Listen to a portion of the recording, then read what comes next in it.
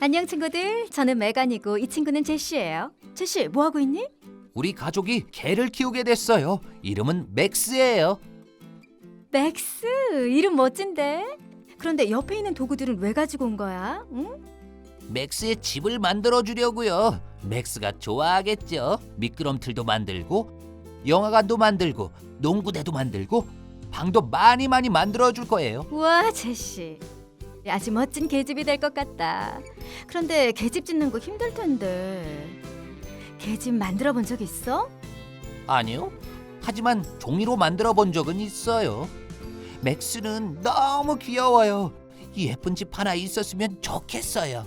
맥스를 많이 사랑하는구나. 그럼 성경 이야기부터 듣고 계집을 지어볼까? 하나님도 하나님의 백성과 함께하고 싶으셔서 하나님의 집을 지으라고 하셨단다.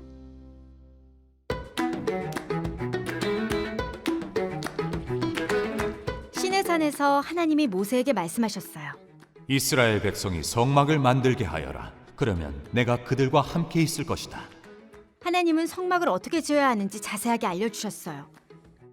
그리고 성막에 있어야 할 것들도 어떻게 만드는지 알려주셨어요. 너희는 내가 보여주는 모양과 똑같이 만들어라. 모세는 이스라엘 백성들을 불러 모아 하나님이 하신 말씀을 전해 주었어요. 모세는 사람들에게 성막을 지을 재료들을 가져오게 했어요. 마음에 감동을 받은 사람들은 성막에 쓰일 예물을 가져왔어요. 그들은 금, 은, 녹과 파란색 실, 자주색 실, 가는 배실, 염소털, 붉게 물들인 양가죽, 기름, 향품, 보석 등을 가져왔어요. 하나님은 부살렐과 오홀리압에게 특별한 재능을 주셔서 여러 가지를 만들고 짓게 하셨어요. 이스라엘 백성은 기뻐하며 함께 모여 하나님을 위한 성막을 지었어요. 자기가 가지고 있는 소중한 것들을 아낌없이 가져왔어요. 기술자들이 모세에게 와서 말했어요. 사람들이 가져온 재료는 이미 충분합니다. 이제는 더 이상 하나님의 성막을 위한 예물은 필요 없겠습니다. 모세는 이스라엘 백성에게 이제 가져오지 않아도 된다고 말했어요. 기술자들은 하나님이 명령하신 대로 성막을 지었어요. 성막에는 나무 기둥이 있고 커튼 같은 휘장을 다는 곳도 있었고 지붕도 있었어요.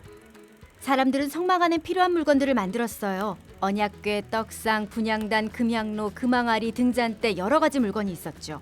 모든 것들은 각각 특별한 용도가 있었고 하나님이 말씀하신 대로 만들어졌어요. 때가 되자 하나님은 모세에게 성막을 세우라고 하셨어요. 그리고 성막과 그 안에 있는 모든 것에 기름을 발라 거룩하게 하라고 하셨죠. 하나님은 아론과 그의 아들들을 성막으로 데려가라고 하셨어요. 아론에게 거룩한 옷을 입히고 모세는 기름을 부어 아론을 제사장으로 세웠죠. 아론의 아들들도 하나님을 섬기는 제사장으로 세워졌어요. 모세는 하나님이 말씀하신 대로 순종했고 마침내 성막이 세워졌어요. 하나님은 구름 가운데 계셔서 이스라엘 백성에게 신호를 주셨어요. 사람들은 구름이 떠오르지 않으면 그 자리에 머물렀고 구름이 성막 위에서 떠오르면 성막과 함께 앞으로 나갔어요. 낮에는 구름 기둥이 성막 위에 있었고 밤에는 불 기둥이 그들과 함께 했어요. 이스라엘 백성은 광야에서 구름 기둥과 불 기둥을 볼 수 있었답니다. 하나님은 이스라엘 백성에게 하나님이 계실 성막을 지으라고 하셨어요. 성막은 큰 텐트같이 생겼고 하나님이 하나님의 백성을 만나시는 곳이었어요. 구원의 계획으로 하나님은 예수님을 성막으로 보내셔서 사람들과 함께 이 땅에서 살게 하셨어요.